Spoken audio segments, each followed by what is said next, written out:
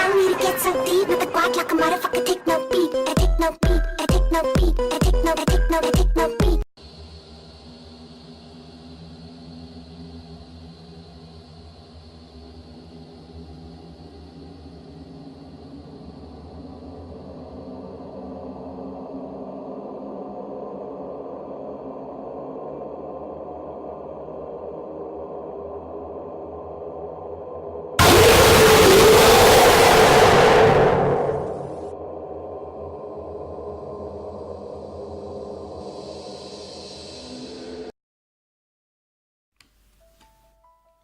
Bonjour à tous et bienvenue pour cette nouvelle vidéo. Alors aujourd'hui je vais faire mon top 10 des films que je vous recommande pendant la période d'Halloween de 2017. Ou de 2018 si vous voyez la vidéo en 2018. Alors c'est un avis totalement personnel et subjectif. C'est pas un top forcément numéroté dans l'ordre de préférence. Mais c'est surtout un top pour vous conseiller 10 films pendant cette période d'Halloween. Alors, après cette brève présentation de cette vidéo, je vais commencer en numéro 10 avec le film A Cure for Life. Alors, c'est un film d'horreur psychologique que je vous recommande vivement pour la période d'Halloween. Alors, je vais vous énumérer les points positifs de chaque film que je vous recommande. Alors le premier point positif, c'est que c'est une atmosphère glauque, pesant et pas sécurisant du tout. En second point positif, c'est que il y a un esthétisme épuré avec un plan séquence en tout début de film juste remarquable. Vous verrez le plan séquence de début de film, il est époustouflant. Il y a un magnifique paysage, le mec il est dans sa voiture et c'est vraiment, pour moi c'est l'un de mes plans séquences préférés de cette année. Et en troisième point positif, l'histoire en elle-même qui va vous plonger dans un délire chelou dont vous ne sortirez pas indemne. Et c'est un film réalisé par Gore Verbinski. Super film de 2017 que je vous recommande. Ensuite, en 9e place, je vais vous conseiller le film Esther, qui est un film d'horreur type slasher qui va à point nommé pour un Halloween réussi. Alors, le premier point positif, c'est le twist final. Alors, j'ai rien d'autre à redire là-dessus. En second point positif, c'est quand ça touche à de innocents enfants, ça choque toujours plus. Et c'est vrai que le film est très malaisant par moments. Il est stressant et malaisant mais dans le bon sens du terme. Et le troisième point positif de ce film, c'est que l'actrice qui joue la dénommée Esther est époustouflante dans ce film. Vraiment époustouflante. Je vous recommande vivement de ce film. Et c'est un film réalisé par John Collet-Serra, qui va réaliser très prochainement un film. Il me semble que c'est The Passenger qui va réaliser prochainement. Ensuite, en 8e place, je vais vous conseiller pour Halloween un film un petit peu étrange qu'on voit pas souvent dans les tops. C'est pour ça que j'ai voulu le mettre. Parce que, alors il faut pas s'étonner, c'est pas une histoire de fou, c'est pas une histoire qui casse trois pattes à un canard. Mais le film est tellement ouf que c'est une histoire totalement what the fuck. Et ça, c'est le premier point positif. Et le second point positif, c'est que du coup, c'est tellement un objet filmique non identifié que du coup, c'est un scénario totalement original. Et c'est une histoire qui va vous retourner le cerveau en moins de 2. Cette histoire est tellement ouf que, franchement, je sais même pas si j'ai vraiment tout compris ce film, quoi. Le film, il est Barjo de chez Barjo. Il a un petit côté stoner movie qui est pas déplaisant non plus. Après, ça part dans un délire chelou. C'est un film un petit peu... c'est une comédie d'horreur un peu chelou, quoi, que je vous recommande vivement. Et ce que j'ai bien aimé aussi, c'est qu'il part, comme je vous l'ai dit, dans des délires complètement psychédéliques et sans vaseline. Ça, c'était pour le côté humoristique. Et c'est un film réalisé par Charles Band. Pour un film de bang, excusez-moi, Ça tombe bien, le réalisateur porte vraiment un nom qui colle bien à ce film. Alors en 7ème position, peut-être un classique du genre quand même. La cabane dans les bois, un thriller horrifique sur fond de teen movie. Alors oui, ça a été vraiment une bonne surprise. Il y a vraiment beaucoup de thématiques sur ce film. La télé-réalité, la manipulation de la télé-réalité. Après, ça part dans un délire complètement... ça part dans la manipulation des candidats. Enfin, c'est un délire chelou. Un film que je vous recommande vivement. Alors, le premier point positif, c'est qu'il a un final. Un final où vous serez bouche bée. Ça, c'est sûr. Ça, il n'y a pas photo. En second point positif, c'est l'originalité du scénario. Pour le coup, il y a vraiment de l'originalité dans ce film. Surtout au niveau de son scénario. Et troisième point positif, c'est un film qui mélange les genres.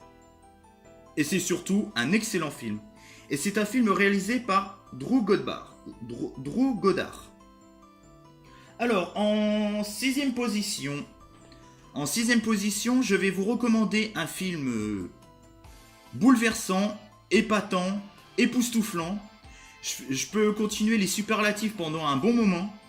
Alors c'est un film tellement glauque qu'il est idéal pour un Halloween. Un drame glauque sur un fond onirique et fantastique. Alors ce film il est malaisant mais à 200 000%. J'aime bien les côtés un petit peu malaisants pour regarder les films pendant cette période. C'est idéal de regarder les films malaisants. J'aurais pu vous conseiller aussi le film Requiem for a Dream. Mais j'ai pas voulu le mettre dans le classement parce que c'est un film quand même un classique que quasiment tout le monde a vu. Donc je me disais que c'était vraiment pas terrible de le notifier dans ce top. Alors le premier point positif, c'est que c'est un film ultra méga glauque. Et malaisant. Ah oui, pour être glauque, il est glauque. Deuxième point positif, c'est un film avec une histoire époustouflante. Ça, y a pas à chier des bulles pour chier droit. Ça, c'est sûr.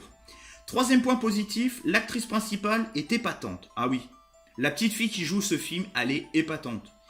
Et c'est un film pas très courant, qui est un peu trop sous-coté parce que je trouve que c'est un film qui mériterait d'être plus vu parce que franchement, il vaut vraiment le coup. Il a un côté fantastique et onirique, juste remarquable, avec des scènes vraiment étranges et qui fait limite froid dans le dos, quoi. C'est vraiment quand on voit le cadavre de son père pendant tout ce temps qui est dans ce fauteuil là, dans cette pièce lugubre. Je vous raconte même pas. Je vous raconte même pas les détails pour pas vous spoiler, mais et c'est un film réalisé par Terry Gilliam. Évidemment, le mec il fait des putains de films de génie. Il avait fait un film avec Sarah Forestier, je sais plus du tout le nom. Je sais plus du tout. C'est... Bah dites-moi dans les commentaires le film avec Sarah Forestier. C'est... Ah, je sais plus. Si ça me revient pendant la vidéo, je vous le dirai. Et donc c'est un film réalisé par Terry Gilliam, comme je vous l'ai dit il y a quelques secondes. En 5e place, The Visit. Alors c'est un film mystère et d'horreur. Alors le premier point positif, c'est des vieux hyper flippants. J'ai jamais vu des vieux aussi flippants dans un film. Putain. Je vous raconte même pas le délire. Deuxième point positif, c'est il y a d'excellents jumpscares. Il y en a pas beaucoup, mais les jumpscares qu'il y a dans ce film sont ultra bien placés, au bon moment et on ne s'y attend pas du tout. Et troisième point positif, c'est un twist final hallucinant. Ah oui, le twist final, il est juste hallucinant. Et c'est un film réalisé par M. Night Shyamalan. Et je vous recommande vivement aussi le film Phénomène, qui est pour moi mon film préféré de ce réalisateur. Par contre, Split, j'ai beaucoup moins aimé. J'ai trouvé que c'était trop soft. C'était vraiment trop soft. Et j'ai trouvé la fin complètement débile et hors sujet. Et en plus, on voit pas les gens se faire tuer, donc c'est vraiment pas... c'est pas un film que je vous recommande pour Halloween. Pas du tout. Je vous recommande plutôt The Visit de M. Night Shyamalan. Un nom pas facile à prononcer. Alors, ensuite... je vais vous conseiller un petit film d'épouvante qui a quand même révolutionné le genre, pour moi. C'est le premier Paranormal Activity. Alors jusqu'au 4, je vous le recommande. le remake qu'ils ont fait là, juste avant, le Ghost Dimension, je vous le recommande pas du tout. Il est pas nul, mais tout l'essence même de cette saga s'effondre avec avec ce spin-off. Tout ce qui faisait l'essence même de cette saga s'envole dans ce spin-off. J'avais mis la note de 9 sur 20, c'est pour vous dire qu'il est pas terrible. Il est pas mal, mais pas terrible du tout. Alors, premier point positif, c'est le côté film amateur qui rend les situations beaucoup plus réalistes et donc beaucoup plus flippantes. C'est vrai qu'il y a un côté vraiment tellement amateur qu'on a l'impression que les forces maléfiques et les esprits sont chez vous. Moi, je l'ai beaucoup ressenti. Second point positif, c'est la tension est omniprésente. Alors, pas vraiment au début, mais en fait, la tension, il va crescendo comme ça. Mais alors, au bout d'un moment, moi, une porte qui claque, un bruit étrange dans l'escalier, pour moi, j'ai l'impression d'être dans le film, quoi. C'est pour ça que, sur moi, ça fonctionne hyper bien. Mais après, je vous recommande pas, parce que ça peut ne pas convenir à tout le monde. Il y en a qui trouvent que c'est de la purge, et il y en a qui trouvent que c'est de l'excellent cinéma. Tout dépend de comment on voit cette saga. C'est très subjectif, hein, comme la peur dans les films, hein, et de la façon qu'on voit un petit peu les choses dans les films d'horreur. Second point positif, c'est la tension qui est omniprésente, comme je vous l'ai dit, et je me répète encore une fois. Et troisième point positif, c'est dans cette saga, il y a plein d'idées pour filmer les phénomènes. Alors c'est vrai que de la première du premier opus au quatrième opus, les façons de filmer sont vachement originales. Vous aurez qu'à les voir au fur et à mesure, vous verrez les techniques pour filmer les phénomènes. Je trouve que c'est vraiment très innovant. En troisième position, je vais vous parler du film The Children. Et excusez-moi, c'était un film par Oren Peli, le premier Paranormal Activity. En troisième place, The Children, qui est un film d'horreur d'infectés et un côté thriller. Premier point positif, l'originalité du scénario. Deuxième point positif, les gamins font vraiment flipper. Et en plus, je trouve que pour un film d'infectés, je trouve qu'il y a beaucoup d'originalité. En troisième point positif, le côté thriller est vraiment ouf. En plus, le film est super violent. Il y a des scènes vraiment hyper violentes. Et j'ai bien aimé aussi le côté thriller. Le mélange entre infecté et thriller fonctionne à merveille. Et c'est un film réalisé par Tom Shankland. Alors, en deuxième place, je vais vous conseiller pour cet Halloween le film Catacombe, qui est un film d'épouvante en huis clos. Alors, le premier point positif, c'est le film se déroule à Paris, dans les catacombes. Alors, est-ce qu'il a vraiment été filmé dans les catacombes, ou alors est-ce qu'il a été fait en production? Est-ce qu'il a été fait en production? Je sais pas. Mais je crois qu'il a été réalisé à Paris même, dans les vraies catacombes. Deuxième point positif, la tension est omniprésente. Ah oui,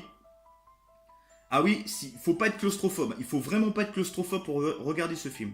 Et troisième point positif, comme je vous l'ai dit il y a un instant, le côté huis clos se fait ressentir, claustrophobe s'abstenir. Ah ça c'est sûr qu'il faut pas du tout être claustrophobe pour voir ce film. Et j'aurais dit un quatrième point positif, le twist final, j'ai bien aimé. J'ai bien aimé le délire à la toute fin, à la dernière scène. Et c'est un film réalisé par John Eric Doodle. J'aime bien ce nom Doodle, on dirait le jeu là, l'application du smartphone. Alors première place, alors là ça va vous étonner. Je ne vais pas vous parler de Jurassic Park, je ne vais pas vous parler le monde perdu de Jurassic Park, donc qui est le 2, et je vais pas vous parler de Jurassic World, mais je vais bien vous parler de Jurassic Park 3, qui est un film de science-fiction aventure avec une petite pointe horrifique. Évidemment, vous connaissez tous cette saga, et je vous recommande vivement de revoir pour Halloween le troisième opus. Parce que des dinosaures qui bouffent des gens, il y a quand même une petite partie horrifique dans ce film. Et je vous conseille aussi de le voir en famille, c'est pas un...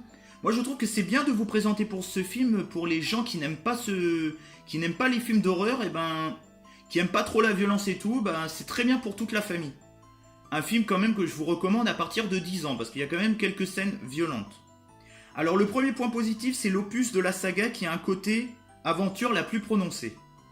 Deuxième point positif, l'opus qui apporte le plus de tension. Et ça c'est vrai, ça c'est pas des conneries. Troisième point positif, le retour de Sam Neill dans la saga. C'est vrai qu'il nous manquait dans le second opus. Et c'est un film réalisé par Joe Johnston. Et c'est vrai qu'il y en a beaucoup qui n'aiment pas ce film. Le seul inconvénient, je dirais que c'est un film, le film dure pas assez longtemps, mais j'ai bien aimé ce côté familial qu'on retrouve dans ce film, ce côté aventure, c'est celui-là où on voit le plus de dinosaures. N'empêche, dans Jurassic World, peut-être que Jurassic World rivalise avec ce film, mais n'empêche, dans celui-là, on voit beaucoup de vélociraptors.